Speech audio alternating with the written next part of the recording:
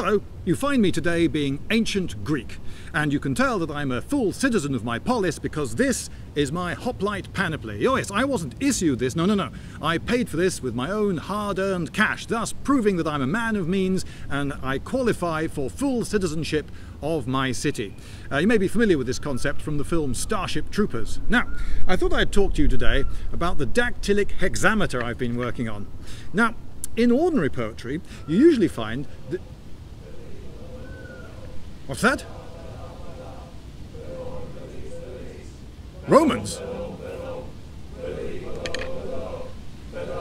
It is Romans. And they're declaring war. War? Quick, I must write my memoirs.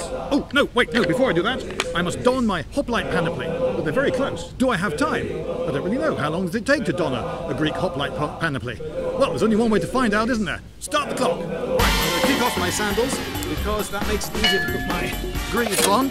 And I'm going to stick them on pretty quickly. And then sandals back on. And actually putting the sandals back on takes longer. Next, I'm going to go for the cuirass.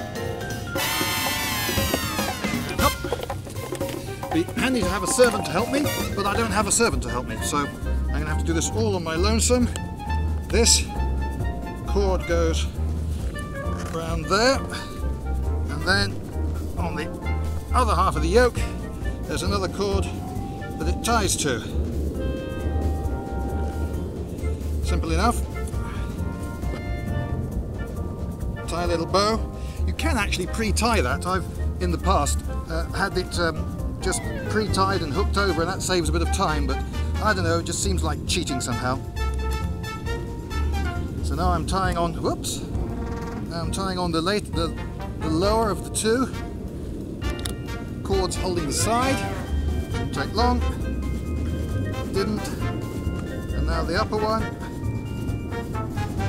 As you can see, it's a little bit fiddly, but really not too bad.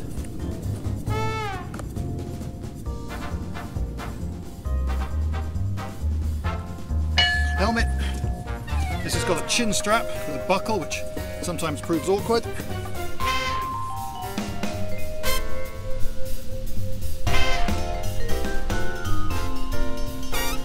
Not too bad. Okay. Sword next, which goes on before the cloak. That hooks over this bit of the armour. Cloak next. I won't be fighting in this, but I don't know how long I'm going to be spending on the battlefield. What if I have to spend the whole night out there, eh? Right. Shield, spear, and I'm off.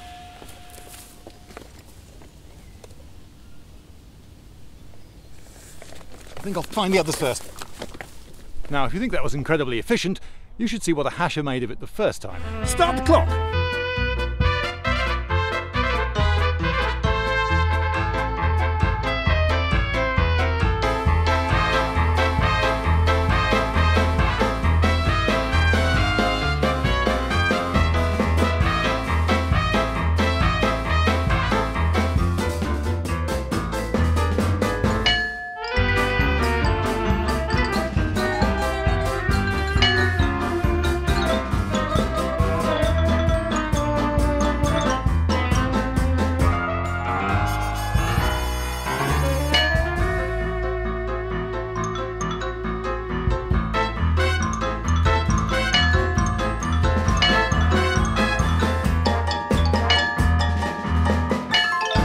Okay, I'm ready for those Romans.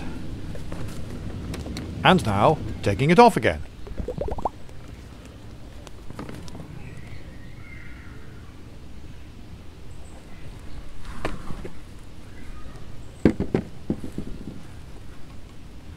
So how long does it take to take off all this kit? You'd imagine not as long.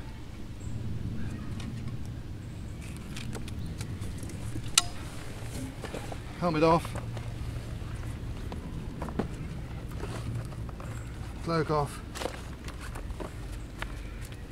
Sword off.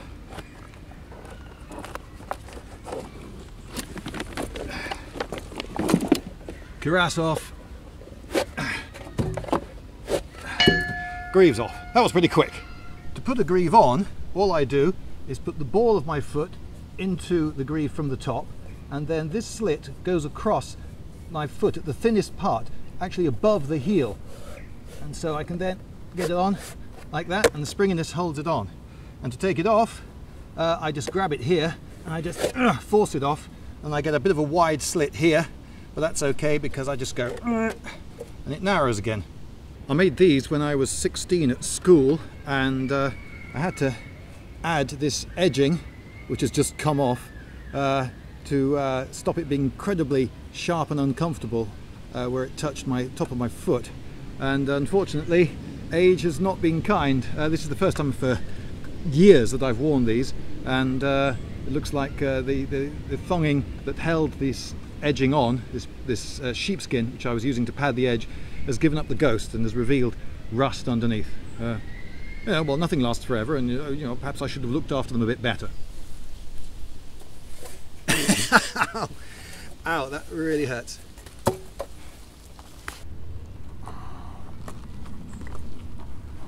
Just put it around there, and then just come here. Just tied a bow. Not mainly, perhaps the most elegant way of doing it, but it works. And I'd quite like to put the knot underneath that sort of jams it.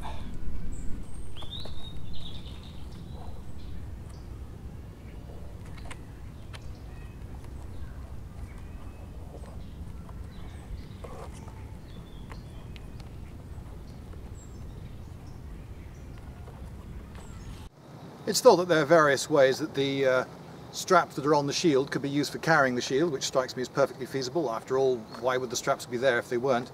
And one comfortable way to carry a spear, you wouldn't perhaps do this in battle, in close formation, because if you turned, your spear would clash with other people's. But if you're on a long march, if you just rest the weight of your arm on the bottom side of a spear, like that, then it stays on your shoulder quite comfortably, and you get to rest your arm as well.